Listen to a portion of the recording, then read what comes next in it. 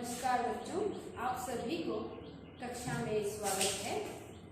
मैं मंजुला बीजोगी, हिंदी शिक्षिका, शरण बसवेश्वर उच्च माध्यमिक पाठशाला चित्रहಳ್ಳಿ ಹೊಳಲ್ಕೆರೆ तालुका चित्रदुर्ग जिला।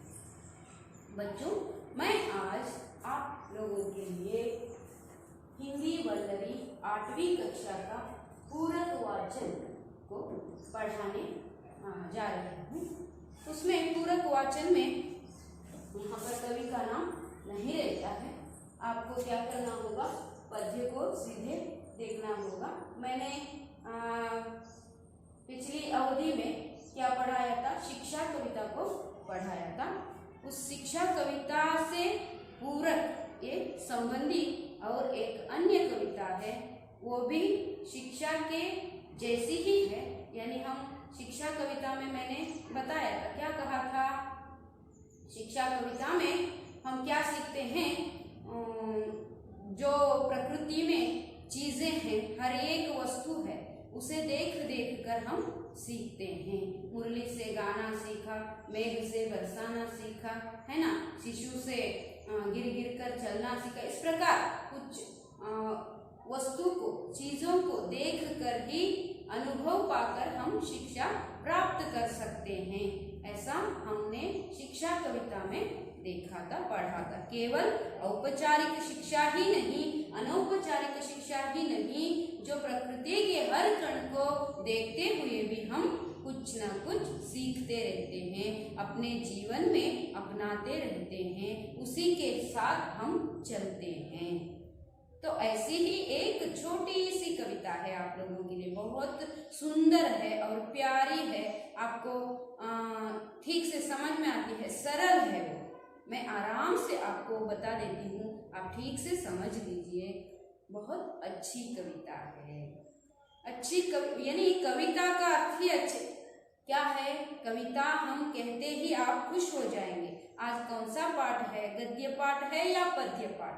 पद्य पाठ कहते ही आप खुश हो जाते हैं, क्योंकि सुर ताल के साथ वहां पर हम गायन भी कर सकते हैं, सस्वर गायन भी करते हैं। तब आप क्या करते हैं, उसको सुनते हैं और आप भी कोशिश करते हैं उसे सीखने के लिए, है ना बच्चों।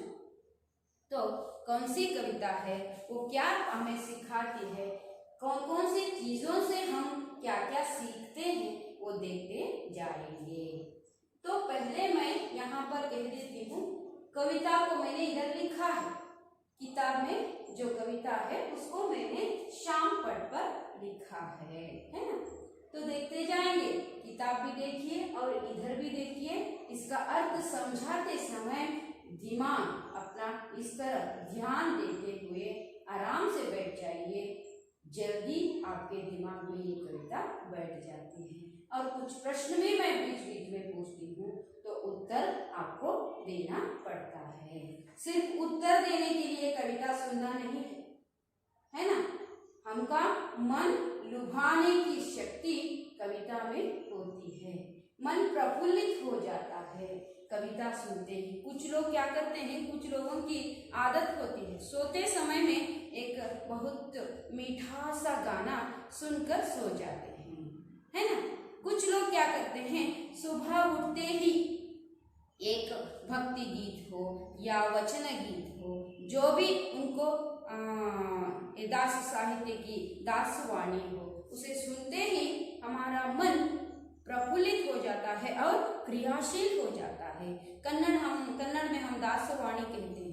जो दास साहित्य है वो थोड़ा हम सुनते हैं तो क्रियाशील बन जाते हैं, मन प्रफुल्लित हो जाता है। वो कैसे है देखिए, रंगनायक राजीव लोचन रमणने ಬೆಳಗಾಯಿ ತೇಳೆನ್ನುತ್ತಾ, रंगनायक राजीव लोचन रमणने ಬೆಳಗಾಯಿ ತೇಳೆನ್ನುತ್ತಾ, ಅಂಗನೇಲ ಕುಮಿತ ಪತಿಯ ನೆಪ್ಪಿಸಿದಳು, ಶೃಂಗಾರದ ನಿದ್ರೆ ಸಾಕೆನ್ನುತ್ತಾ,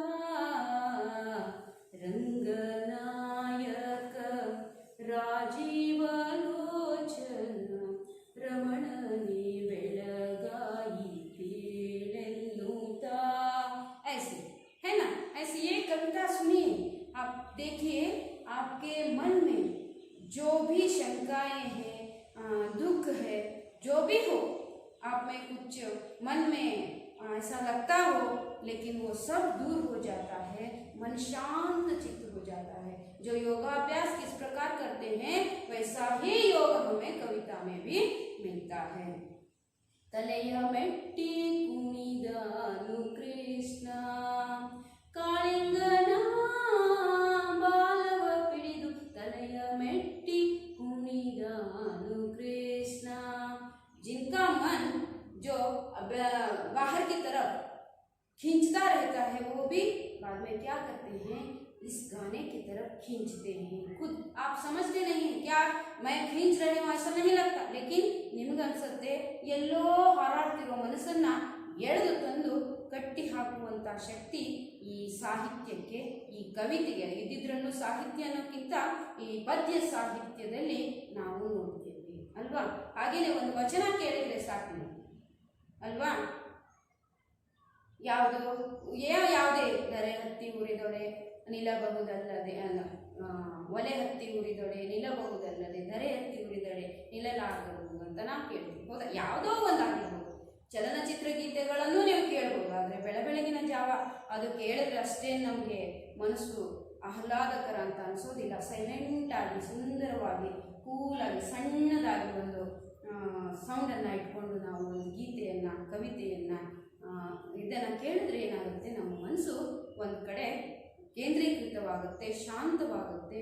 ಯೋಗಕ್ಕೆ ನಾವು ಯೋಗ ಮಾಡಿದಷ್ಟು ನಮಗೆ ಇದು ಸಿಗುತ್ತೆ ಆ ಹಾಡಿನಿಂದ. ಅಷ್ಟು ಅದ್ಭುತವಾದ ಶಕ್ತಿ ಈ ಪದ್ಯ ಸಾಹಿತ್ಯಕ್ಕೆ ಇದೆ ಅನ್ಬೋದು. ನೀವು ತರಗತಿ ಕೋಣೆಯಲ್ಲಿ ಇಲ್ಲ ಅಂತ ಹೇಳಿದ್ರು ಕೆಲವು ಮಕ್ಕಳು ತುಂಬ ತುಂಟ್ರಿ ಇರ್ತಾರೆ. ಅವ್ರೇನು ಮಾಡ್ತಾರೆ, ಆ ಕಡೆ ಈ ಕಡೆ ನೋಡೋದ್ರಲ್ಲೇ ತೊಡಗಿರ್ತಾರೆ. ನಾನು ಏನು ಹೇಳ್ತಿದ್ದೀನಿ ಅನ್ನೋದೇ ಅವರಿಗೆ ತಲೆಗೆ ಹೋಗ್ತಿರಲ್ಲ. ಅಂಥವ್ರನ್ನೂ ಸಹ ನಾನು ಒಂದೂ ಮಾತು ಹೇಳಿದೆ ಅವ್ರನ್ನ ಈ ಕಡೆ ಎಳೆಯುವಂಥ ಶಕ್ತಿ, खींचने की जो क्षमता उस पद्य साहित्य में होती है ಅಲ್ವಾ.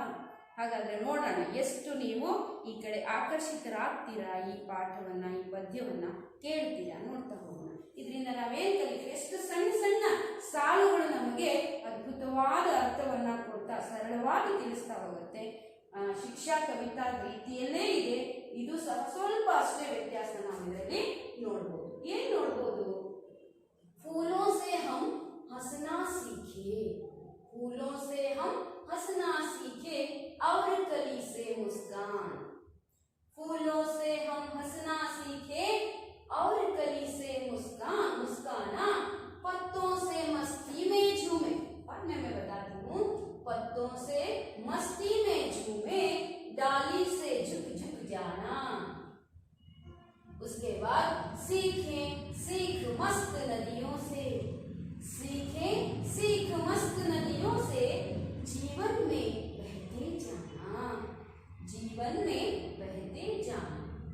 बोली सीखें हम कोयल से, क्या सीखें, बोली सीखें हम कोयल से, मधुर गीत हरदम गाना, मधुर गीत हरदम गाना। चंदमामा से हम सीखें, चंदमामा से हम सीखें, शीतलता बरसाना, शीतलता बरसाना। और मेघ से सीखे हम सब, और मेघ से सीखे हम सब, सूखे को सरसा देना। मेघ से सीखे हम सब, सूखे को सरसा देना। फूलों से हम हंसना सीखे और कली से मुस्काना, पत्तों से मस्ती में झूमे, डाली से झुक झुक जाना। सीखे सीख मस्त नदियों से, जीवन में बहते जाना। बोली सीखे हम कोयल से, बोली सीखे हम कोयल से, मधुर गीत हरदम गाना। चंदमामा से हम सीखे शीतलता बरसाना, चंदमामा से हम सीखे शीतलता बरसाना। और मेघ से सीखे हम सब, सूखे को सरसा देना। ऐसी सीख सदा हम सीखें, ऐसी सीख सदा हम सीखें, जिससे जीवन हरा रहे, जिससे जीवन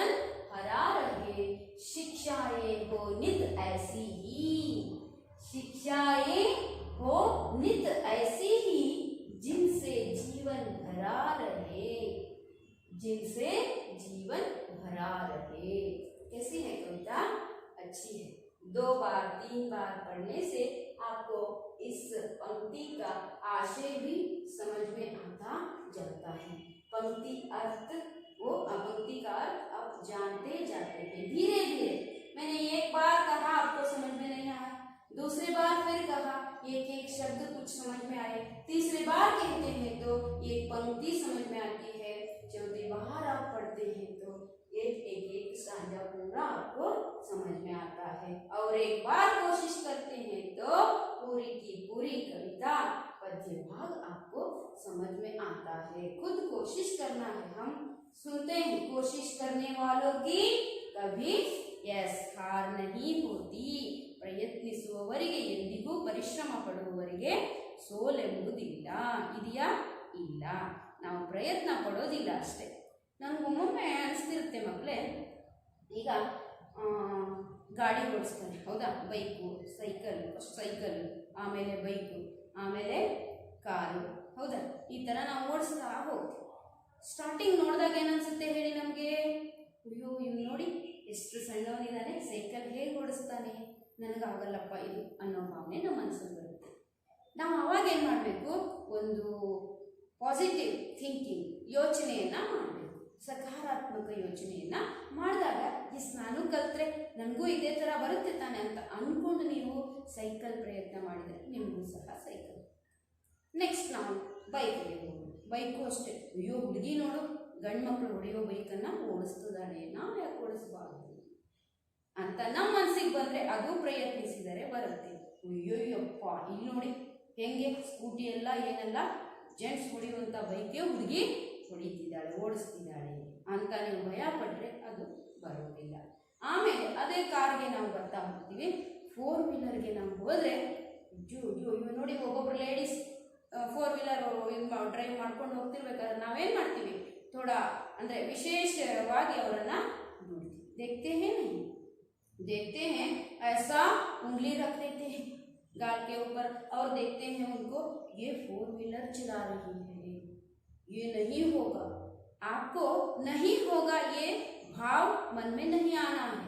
ये 4 व्हीलर चला रही है, हमारे घर में भी है तो मैं क्यों नहीं चला सकता, लेकिन आप लोग नहीं हैं जो अडल्ट होने के बाद 18 वर्ष के बाद 21 ऐसा वर्ष होने के बाद मैं बोल रही हूँ, कैसी भी एक घटना क्यों न हो, देखने के बाद हम नकारात्मक सोच को दूर करना है, सकारात्मक सोच मन में रखना है। तब हम देखते हैं तो क्या हो जाता है, ಓಡಿಸ್ತಿದ್ದಾರೆ ನಮ್ಗಾಗಲ್ವಲ್ಲಪ್ಪ ಅಂತ ಯೋಚನೆ ಮಾಡಬಾರ್ದು. यस ये अभी क्या कर रही है, चला रही है 4 व्हीलर, तो मैं भी कोशिश करता हूँ तो मुझे भी आ जाता है, मैं कोशिश करती हूँ तो मुझे भी आ जाती है. तो आप कोशिश करके देखिए, आप आराम से चला सकते हैं. सिर्फ झट से जाकर बैठते ही हम चला नहीं सकते, कोशिश करना है, परिश्रम पड़ಬೇಕು, पट में ಸಿಗುತ್ತೆ. ಹಾಗಾದ್ರೆ उसे होता है तो मुझे क्यों नहीं, है ना, मैं क्या हूँ, मुझे क्यों नहीं होता, ऐसा सोचकर आप कोशिश करते हैं तो आराम से आप कर सकते हैं. हम अरुणिमा सिन्हा के समय में हम याद करते हैं तो उसके हाथ पैर टूट जाते हैं, फिर भी वो एवरेस्ट चढ़ती है ना. वो क्या बचेंद्र पाल को देखकर वो सोचती है, ये यानी मुझे क्यों नहीं होगा, मैं भी कोशिश करके देखूंगी. ऐसा सोचते हुए जो दोनों पैर टूटे हुए होते हैं फिर भी वो कोशिश करके माउंट एवरेस्ट चढ़ जाती है. दोनों पैर नहीं है तो भी उन्होंने क्या किया है, माउंट एवरेस्ट को चढ़ा है. तो हमें हाथ ठीक है, पैर ठीक है, एक गाड़ी नहीं चला सकते, एक कविता नहीं पढ़ सकते, पढ़ते हैं, हम कोशिश नहीं करते, है ना, उसमें रुचि नहीं डालते, ಆಸಕ್ತಿ ಇಲ್ಲ ನಮಗೆ. ಆಸಕ್ತಿಯಿಂದ ಮಾಡೋ ಕೆಲಸ ಶ್ರದ್ಧೆಯಿಂದ ಮಾಡಿದರೆ ನಮಗೆ ಜಯ ಸಿಗೋದಕ್ಕೆ ಸಾಧ್ಯ. ನಾರದರು ಒಂದು ಸಾರಿ ಹಸುಳೆ ಧ್ರುವನಿಗೆ ಒಂದು ಮಾರ್ಗದರ್ಶನವನ್ನು ಕೊಡ್ತಾರೆ. ಸಾಧನೆಗೆ ಅಸಾಧ್ಯವಾದುದು ಯಾವುದೂ ಇಲ್ಲ, ಸಾಧಿಸುವ ಛಲ ಮನುಷ್ಯನಿಗೆ ಬೇಕು. ತಾನು ಹಿಡಿದ ಕಾರ್ಯದಲ್ಲಿ ದೃಢವಾದ ನಂಬಿಕೆ, ಅಚಲವಾದ ಮನಸ್ಸು, ಸತತ ಪ್ರಯತ್ನದಿಂದ ನೀನು ಗುರಿ ಮುಟ್ಟಬಲ್ಲೆ, ಭಗವಂತನನ್ನ ಕಾಣಬಲ್ಲೆ ಅಂತ ಹೇಳಿ ಭಗವಂತನನ್ನು ಅರಸಿಬಿಟ್ಟಂತಹ ಹಸುಳೆ ಧ್ರುವನಿಗೆ ನಾರದರ ಉಪದೇಶ ಮಾಡ್ತಾರೆ. ಹಾಗೆ ನಮಗೆ ಅಚಲವಾದ ಮನಸ್ಸಿರಬೇಕು, ಹುಡುಕುವಂಥ ಶಕ್ತಿ ಇರಬೇಕು, ಆಸಕ್ತಿ ಇರಬೇಕು. ಆವಾಗ ಮಾತ್ರ ನಾವು ಗುರಿಯನ್ನು ತಲುಪೋದಕ್ಕೆ ಸಾಧ್ಯ. ಹಾಗಿದ್ರೆ ನೀವು ಸಹ ಕೂತ್ಕೊಂಡು ದೊಡ್ಡ ದೊಡ್ಡ ಪ್ರಯತ್ನ ಬೇಡ, ಮೊದಲು ಚಿಕ್ಕ ಚಿಕ್ಕದ ರೀತಿಯಲ್ಲೇ ಪ್ರಯತ್ನವನ್ನು ಮಾಡ್ತಾ ಹೋಗೋಣ. ಸಣ್ಣ ಕವಿತೆಯನ್ನು ಕಲಿಯೋಣ, ಅಷ್ಟಕ್ಕೆ ಇಷ್ಟೆಲ್ಲ ಪುರಾಣ ಬೇಕಾಯಿತು. ಬಟ್ ನಿಮ್ಗೆ ಅರ್ಥ ಆಯಿತು ಅಂದ್ಕೊಳ್ತೀನಿ. ಈಗ ಈ ಕಡೆ ಗಮನವನ್ನು ಕೊಡಿ. क्या है इधर? फूलों से हम हंसना सीखा. फूल आपने देखा है. फूल क्या है? ಫ್ಲವರ್, ಹೂವು, ಸುಮ ಅಂತ ಹೇಳ್ತೀವಿ ಅಲ್ವಾ. ಹೂವಿನಿಂದ ನಾವೇನಂತೆ ನಗುವುದನ್ನ ಕಲಿತ್ಕೊಂತೀವಿ. ನಗುವಲ್ಲೂ ಕೂಡ ವೆರೈಟಿ ಇರುತ್ತೆ, ಹೌದಾ? ಅಂತ ನಗೋದು ಬೇರೆ, ಅಂತ ನಗೋದು ಬೇರೆ. ಜಸ್ಟ್ ಮುಗುಳ್ನಗೆಯನ್ನ ಬೀರುವಂಥದ್ದು ಕೂಡ ನಾವು ನೋಡ್ತೀವಿ. ಅಟ್ಟಹಾಸದ ನಗೆ, ಮಂದವಾದ ಸ್ಮಿತ, ಸ್ಮಿತ ಅಂದ್ರೂ ಕೂಡ ನಗೆ ಮಗ. ಹಾಗಾದ್ರೆ ಮುಗುಳು ನಗೆ ಅಂದ್ರೆ ಹಲ್ಲು ತೋರಿಸ್ತೇನೆ, ಮುಖದ ಭಾವನೆ ಮಾತ್ರ ನಗುವ ರೀತಿಯಲ್ಲಿ ನಾವು ಮಾಡಿ ತೋರಿಸ್ತೀವಿ, ಅದು ಮುಗುಳು ನಗೆ. ಹಾಗಾದ್ರೆ ಫೂಲೋ ಸೆ ಹಮ್ ಕ್ಯಾ ಸಿಕ್ತೆ ಹೇ? ನಗನ, ಹಲ್ಲು ತಗದೆ ನಗೋದು, ಗಹಗಹಿಸಿ ನಗೋದಲ್ಲ, ಅಟ್ಟಹಾಸದ ನಗೆಯಲ್ಲ. ನಾವು ಜಸ್ಟ್ ಏನೋ ಒಂದು ಕೇಳಿದ್ವಿ, ಅವಾಗ ಮುಗುಳು ನಗೆ ನಗಕ್ಕಾಗಲ್ಲ, ಕಂಟ್ರೋಲ್ ಮಾಡೋಕ್ಕಾಗಲ್ಲ, ನಾವು ಜೋರಾಗಿ ನಗ್ತೀವಿ, ಅದನ್ನ ಹಸನ ಅಂತ ಹೇಳ್ತೀವಿ. ಮುಸ್ಕಾನ ಅಂತ ಹೇಳಿದ್ರೆ ಮುಗುಳು ನಗೆ. यहाँ पर दिया गया है फूलों से हम, ಹೂವಿನಿಂದ, ಒಂದು ಹೂವು ಅರಳಿ ನಿಂತಿದೆ, ಈ ಹೂವಿನಿಂದ ನಾವೇನ್ ಕಲಿತೀವಿ? ನಗುವುದನ್ನ ಕಲಿತೀವಿ. वो कांटों के बीच में होता है, ಮುಳ್ಳಿನ ನಡುವೆ ಇರುತ್ತೆ. फिर भी सिर्फ एक दिन या 2 दिन तक वो फूल रहता है, तब तक उसकी जिंदगी कांटों में भरी होती है. ऐसे उसमें कांटे होते हैं, फिर भी वो क्या करता है? मैं कांटों में हूँ, मैं हंस नहीं सकता करके रोता है क्या? नहीं है. वो क्या करता है? फूल एक दिन खिलने के बाद एक दिन मुरझाता है. मुरझाना और खिलने के बीच, ಅಳುವುದು ಮತ್ತು ಉದುರಿ ಬೀಳುವ ನಡುವಿನ ಸಮಯದಲ್ಲಿ वो फूल क्या करता है? हंसता है ना. ಮುಳ್ಳಿನ ಮಧ್ಯದಲ್ಲೂ ಕೂಡ ನಕ್ಕು ನಮಗೆ ಪಾಠವನ್ನ ಕಲಿಸುತ್ತೆ. ಹಾಗಾಗಿ ಕಷ್ಟಗಳು, ಮುಳ್ಳು ಅಂತ ಹೇಳಿದ್ರೆ ನಾವಿಲ್ಲಿ ಸಮಸ್ಯೆಗಳು, ಕಷ್ಟಗಳು ಅಂತ ನಾವು ತಗೋಬೇಕು ಮಕ್ಕಳಿಗೆ. ಹಾಗಾದ್ರೆ ಹೂವನ್ನ ನೋಡಿ ನಾವು ಕಲಿಬಹುದು ತಾನೆ. ಮುಳ್ಳಿನಲ್ಲಿದ್ರೂ ಸಹ ನಕ್ಕು ಇರುವಷ್ಟು ಸಮಯ ಎಲ್ಲರಿಗೂ ತನ್ನ ಸೌಂದರ್ಯವನ್ನ, ಸುಗಂಧವನ್ನ, ಪರಿಮಳವನ್ನ, ನಗುವನ್ನ ಬೀರಿ ಅವರ ಮನಸ್ಸನ್ನ ಆಕರ್ಷಿಸಿ ಆಮೇಲೆ ಅದು ಉದುರಿ ಹೋಗುತ್ತೆ. ಹಾಗಾದ್ರೆ ನಾವು ಕಲಿತೀವಿ ಏನನ್ನ? ಫೂಲೋ ಸೆ ಹಸ್ನಾ, ಒಂದು ಹೂವಿನಿಂದ ನಗುವುದನ್ನ ಕಲಿತೀವಿ. ಅದಕ್ಕೆ ಹೇಳ್ತಾರೆ ಫೂಲೋ ಸೆ ಹಮ್ ಹಸ್ನಾ ಸೀಖೆ और ಕಲಿ ಸೆ ಮುಸ್ಕಾನ. ಕಲಿ ಅಂದ್ರೆ ಮಗು,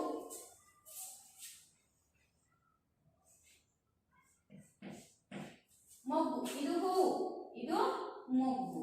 ಮೊಗ್ಗೇನ್ ಮಾಡುತ್ತೆ? ಜಸ್ಟ್ ಸ್ವಲ್ಪ ಅರಳಿರುತ್ತೆ. ನೀವು ರೋಸ್ ನೋಡಿ, ಜಸ್ಟ್ ಹಿಂಗೆ ಅರಳಿಕೊಂಡಿರುತ್ತೆ. ಅರಳಿದ ಹೂ ಬೇರೆ, ಮೊಗ್ಗು ಬೇರೆ. ಆ ಮೊಗ್ಗನ್ನ ನೋಡಿ ನಾವು ಕಲಿತೀವಂತೆ ಮುಗುಳು ನಗುವುದು ಹೇಗೆ ಅಂತ. ಹಾಗಾದ್ರೆ ಮುಂದೆ ನೋಡೋಣ. ಪತ್ತೋ ಸೆ ಮಸ್ತಿ ಮೇ ಝೂಮೆ. ಪತ್ತೆ ಅಂತ ಹೇಳಿದ್ರೆ ಏನು? ಯಾವ ಪತ್ತ? ಎಲೆ. ಪತ್ತೋ ಸೆ ತುಂಬಾ ಎಲೆಗಳು. ಮಸ್ತಿ ಮೇ ಝೂಮೆ, ಝೂಮ್ನ ಅಂದ್ರೆ ತೂಗಾಡುವುದು.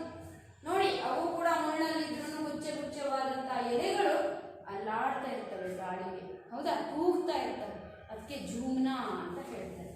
ಅವನ್ನ ನೋಡಿ ನಾವು ಜೀವನದಲ್ಲೂ ಕೂಡ ಸುಖವಾಗಿ, ಖುಷಿ ಖುಷಿಯಾಗಿ, ಏನೇ ಕಷ್ಟ ಇದ್ರು ನಗ್ನಗ್ತಾ ಎದುರಿಸೋದನ್ನ ಕಲಿಬೇಕಂತೆ. ಡಾಲಿ ಸೆ ಝುಕ್ ಝುಕ್ ಜಾನ, ಇವೆಲ್ಲ ಪ್ರಕೃತಿಯಲ್ಲಿ ಸಿಗುವಂತ ಒಂದೊಂದು ಸಸ್ಯವನ್ನು ನೋಡಿ ಸಹ ನಾವೇನ್ ಕಲಿಬಹುದು ಅಂತ ಇಲ್ಲಿ ಕವಿ ಹೇಳ್ತಾ ಹೋಗ್ತಾನೆ. ಡಾಲಿ ಅಂತ ಹೇಳಿದ್ರೆ ಟೊಂಗೆಗಳು. ಆ ಮರದ ಬ್ರಾಂಚಸ್ ನಿಮ್ಗೆ ಗೊತ್ತಿದೆ. ಮರದ ಟೊಂಗೆಗಳು ಈಗ ಈ ತರ ಹೆಸರು ಒಡೆದು ಹೋಗಿರುತ್ತೆ, ಇಲ್ಲೆಲ್ಲ ಎಲೆ ಇರುತ್ತೆ, ಹೌದಾ? ಇಲ್ಲಿ ಹೂ ಇರುತ್ತೆ, ಈ ತರ ಎಲ್ಲ. ಆದ್ರೆ ಈ ಭಾಗ ಏನಿದೆಯೋ ಇದನ್ನ ಟೊಂಗೆ ಅಂತ ನಾವು ಕಲಿತೀವಿ. ಒಂದು ಮರದಲ್ಲಿ ಯಾವ ರೀತಿ ಟೊಂಗೆಗಳಿರ್ತಾವೆ, ಅದರಿಂದ ನಾವೇನ್ ಕಲಿತೀವಪ್ಪ ಅಂದ್ರೆ डाली से झुक झुक जाना, इन सब को पकड़ कर ये इसके ऊपर निर्भर है. ಇವೆಲ್ಲ ಇದ್ರ ಮೇಲೆ ನಿಂತಿದ್ದಾವೆ, ಹಾಗಾಗಿ ಇದು ಬಾಗುತ್ತೆ, ಬಳಗುತ್ತೆ. ಅದನ್ನ ನೋಡಿ ತಗ್ಗಿ ಬಗ್ಗಿ ನಡೆಯೋದನ್ನ ಕಲಿಬೇಕಂತೆ. ನೋಡಿ, ಕವಿಯ ಮನಸ್ಸು, कवि की भावना, कवि का मन किस प्रकार होता है. एक सस्य को, एक फूल के पत्तों को, फूलों को, डाली को देखते ही उसके मन में भाव आ जाता है, इससे भी हम कुछ सीख सकते हैं। फूलों से हम हंसना सीख सकते हैं, कली से मुस्काना सीख सकते हैं, पत्तों से झूमना सीख सकते हैं और डाली से झुक झुक जाना। जीवन में झुकने की आवश्यकता भी है। जो गलती करने वाले भी झुकते हैं और ऐसे भी कुछ झुकते हैं। झुकने का अर्थ यहाँ पर ठीक से लेना है, गलती करके झुक जाना नहीं है। ತಪ್ಪು ಮಾಡಿ ತಲೆ ತಗ್ಗಿಸುವುದಲ್ಲ ಇದೆ। ದೊಡ್ಡವರಿವರಿಗೆ ದೇವರಿವರಿಗೆ ಭಯಭಕ್ತಿಯಿಂದ ಜೀವನದಲ್ಲಿ ತಗ್ಗಿ ಬಗ್ಗಿ ನಡಿಬೇಕು ಅಂತ ಹೇಳ್ತಾರೆ, ಹೌದಾ? ಗಂಡು ಮಕ್ಕಳಿಗೆ ಸ್ವಲ್ಪ ಕಡಿಮೆ ಹೇಳ್ತಾರೆ, ಯಾಕೆ ಹೇಳಿ ಗೊತ್ತಿಲ್ಲ, ಅವ್ರು ಭಾಳ ತಗ್ಗಿ ಬಗ್ಗಿ ನಡೀತಾರೆ। ಲೇಕಿನ್ ಲಡ್ಕಿयों को शादी करके देते समय कहते ಗಂಡನ ಮನೆಯಲ್ಲಿ ಸ್ವಲ್ಪ ತಗ್ಗಿ ಬಗ್ಗಿ ಸಂಸಾರ ಮಾಡಮ್ಮ, ತವರು ಮನೆಯ ಕೀರ್ತಿಯನ್ನ ಉಳಿಸಮ್ಮ ಮಗಳೇ ಅಂತ। ಮಗಳೇ ನೀನು ಪದ್ಮಾವತಿಯೇ ಹೋಗಿ ಬಾರಮ್ಮ, ಗಂಡನ ಮನೆಯ ಸಿರಿದೇವಿ ಮರೆಯದಿರಮ್ಮ ಅಂತ ಹೇಳ್ತಾ ಹೇಳ್ತಾ ಅವಳಿಗೆಲ್ಲ ಉಪದೇಶ ಮಾಡ್ತಾನೆ। ಅಲ್ಲಿ ಹಾಗಿರ್ಬೇಕು ಹೀಗಿರ್ಬೇಕು ಅಂತ ಅಲ್ವಾ? ಸ್ತ್ರೀ ಏನ್ ಮಾಡ್ತಾಳೆ, ಒಂದು ತವರು ಮನೆಯಿಂದ ತನ್ನ ಮನೆ, ತನ್ನ ಅಂಗಳ, ತನ್ನ ಕುಟುಂಬ, ತನ್ನ ಸಂಬಂಧ ಬಿಟ್ಟು ಏನ್ ಮಾಡ್ತಾಳೆ, ಇನ್ನೊಂದು ಮನೆಗೆ ಹೋಗಿ ತನ್ನ ಮನೆ ಅನ್ನೋದನ್ನ ಅವಳು ಅಲ್ಲಿಗೆ ಹೊಂದ್ಕೊಳ್ಳೋಕೆ ಕಷ್ಟಪಡ್ತಿರ್ತಾಳೆ। ಅವಾಗೆಲ್ಲ ದೊಡ್ಡವರು, ಹಿರಿಯರು, ತಂದೆ ತಾಯಿಗಳು, ಅಜ್ಜ ಅಜ್ಜಿ ಎಲ್ಲ ತಿಳಿಸಿ ಹೇಳ್ತಾರೆ, ಈ ಥರ ಇರಬೇಕಮ್ಮ, ತಗ್ಗಿ ಬಗ್ಗಿ ನಡಿಬೇಕಮ್ಮ। ನಿಮಗೂ ಹೇಳ್ತಾರೆ ತಾನೆ, ದೊಡ್ಡವರಿದ್ರಿಗೆ ಅದೇನೋ ವಾದಿಸ್ತೀಯಾ, ತಲೆ ಎತ್ತಿ ಮಾತಾಡ್ತೀಯಲ್ಲ ಅಂತ ಹೇಳ್ತಿರ್ತಾರಲ್ಲ। ನಾವು ಜೋರಾಗಿ ಗಲಾಟೆ ಮಾಡಿದರೆ, ಕಿರ್ಚಿದ್ರೆ ಅಥವಾ ಎದುರು ಉತ್ತರ ಕೊಟ್ಟರೆ ಅದನ್ನೆಲ್ಲ ಕಡಿಮೆ ಮಾಡಬೇಕು। ಯಾವುದನ್ನ ನೋಡಿ, डाली से देखकर झूमना और डाली से देखकर झुक झुक जाना। ನಾವು ತಗ್ಗಿ ಬಗ್ಗಿ ನಡೆಯೋದನ್ನ ಕಲಿತಿರುತ್ತೆ ಅಥವಾ ಕಲಿಬೇಕು। नेक्स्ट देखिए, सीखे सीख मस्त नदियों से। और कुछ सीखते हैं, क्या सीखेंगे? सीखे सीख ಕಲಿಯೋಣ, ಕಲಿಕೆಯನ್ನ ಏನ್ ಕಲಿಯೋಣ ನಾವು? ನದಿಯೋ ಸೆ, ಯಾವುದರಿಂದ? ನದಿ ಅಂದ್ರೆ ನದಿ, ನದಿಯಾ ಅಂದ್ರೆ ನದಿಗಳು, ಏಕವಚನ ಬಹುವಚನ में नदी नदियां, नदियां नदी, हौदा? अन्य वचन बरीने दादा नदी के आगे आपको क्या लिखना होगा? नदियां लिखना होगा।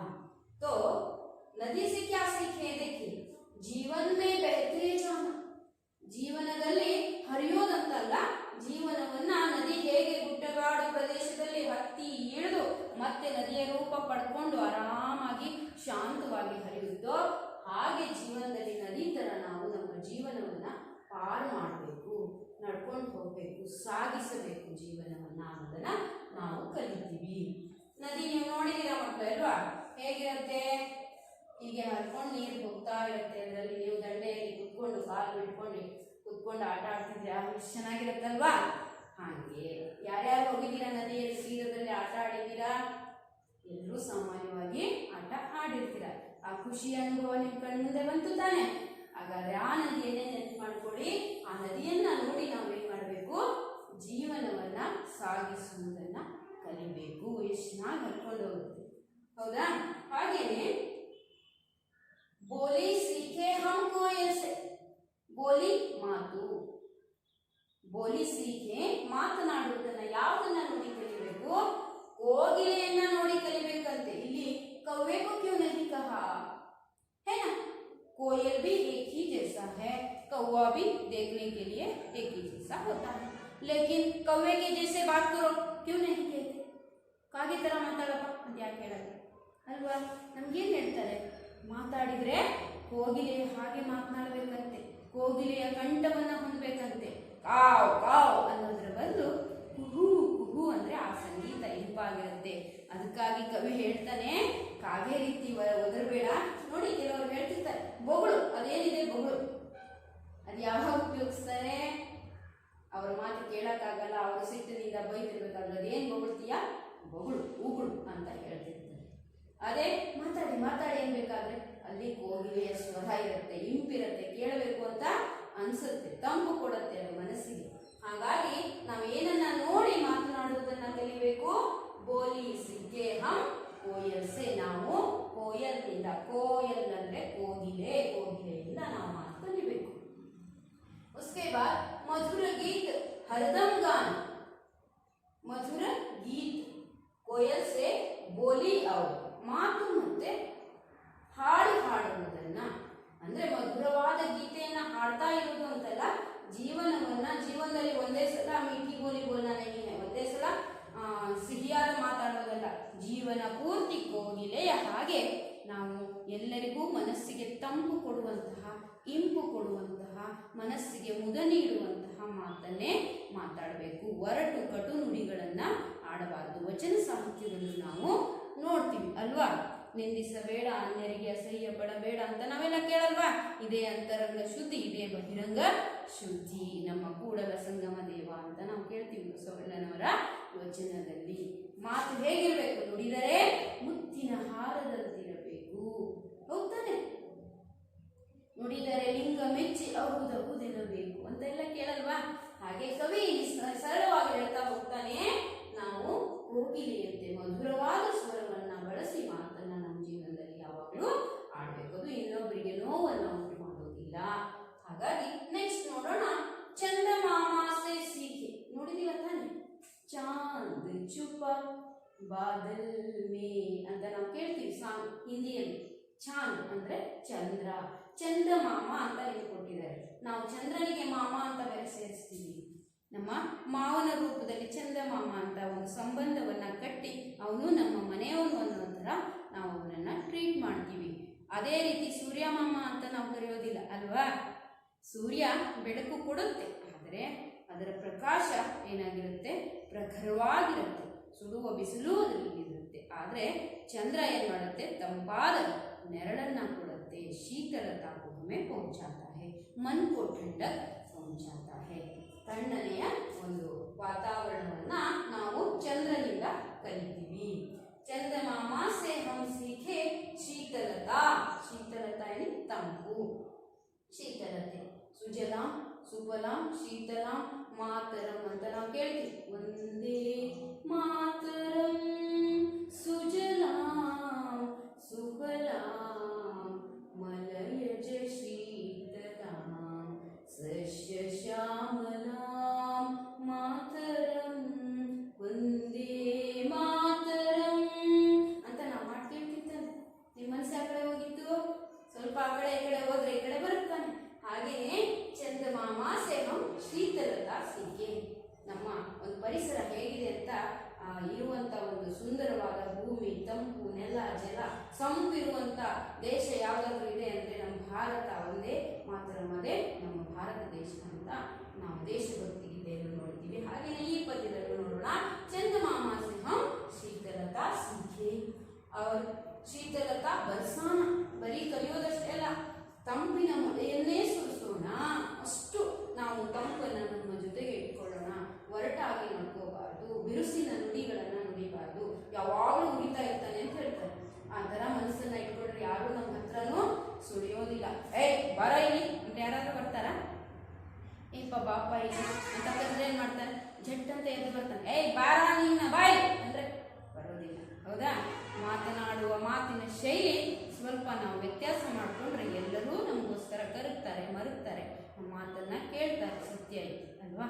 ಹಾಗಾಗಿ ನಾವು ಚಂದಮಾಮಾ से शीतलता बरसाना सीखना है. तो उसके बाद और मेघ से सीखे हम सब. यानी मेघ यानी मैं शिक्षा कविता पढ़ाते समय वारिधर ಅಂತ ಹೇಳಿದೆ, ಮಳೆಯ ಮೋಡ ಅಂತ ಹೇಳಿದೆ. ಇಲ್ಲಿ ಮೇಘ ಅಂದ್ರೆ ಮೋಡ. ಮೇಘ ಬಂತು ಮೇಘ ಅಂತ ಕೇಳಿದ್ರೆ ಹೌದಾನೆ? ಮೇಘ ಅಂದ್ರೆ ಮೋಡಗಳು. ಮೋಡದಿಂದ ನಾವೇನ್ ಕರಿತೀವಪ್ಪ ಅಂತ ಹೇಳಿದ್ರೆ ಸೂಖೆ ಕೋ ಬರ್ಸಾನ. ಒಣಗಿದ ಪ್ರದೇಶವನ್ನ ಮಳೆ ಬಂದು ಹೇಗೆ ನೀರೆರೆಸಿ ತಂಪು ಮಾಡಿ ಅದನ್ನ ಆ ಗಿಡವನ್ನ ಬೆಳೆಸುತ್ತೋ ಆ ರೀತಿ ನಮ್ಮ ಜೀವನದಲ್ಲಿ ಕಷ್ಟದಲ್ಲಿದ್ದವನಿಗೆ ಸಹಾಯ ಮಾಡೋಣ, ತಂಪಿನ ಆಸರೆಯನ್ನ ಕೊಡೋಣ, ಸಹಾಯ ಹಸ್ತವನ್ನ ಚಾಚೋಣ. ವಿವಿಧಾರ್ಥಗಳನ್ನ ನಾವು ಇಲ್ಲಿ ತಗೋಬಹುದು.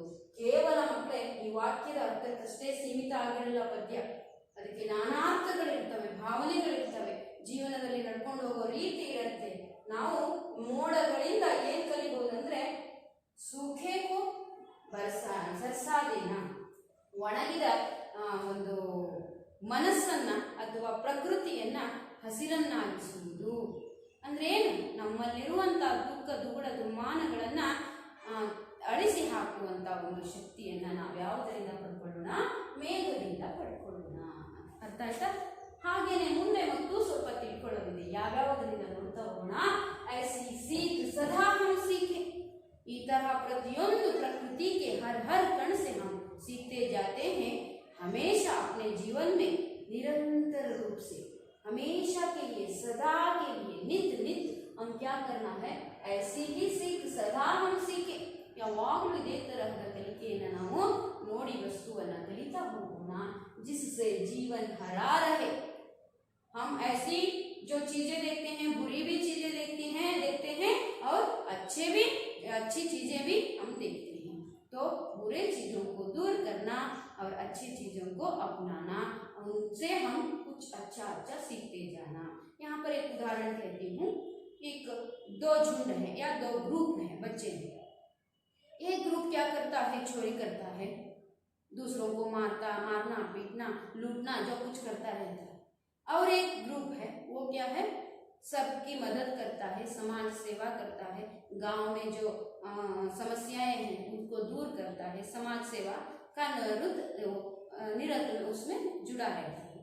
तो हम क्या करते हैं, बीच में मैं हूं, मेरा मन किसके ओर खींचता है, ज्यादा इसके ओर ही खींचता है, ಈ ಕಡೆನೇ ಹೋಗ್ಬೇಕಂತ ಅನ್ಸುತ್ತೆ नहीं।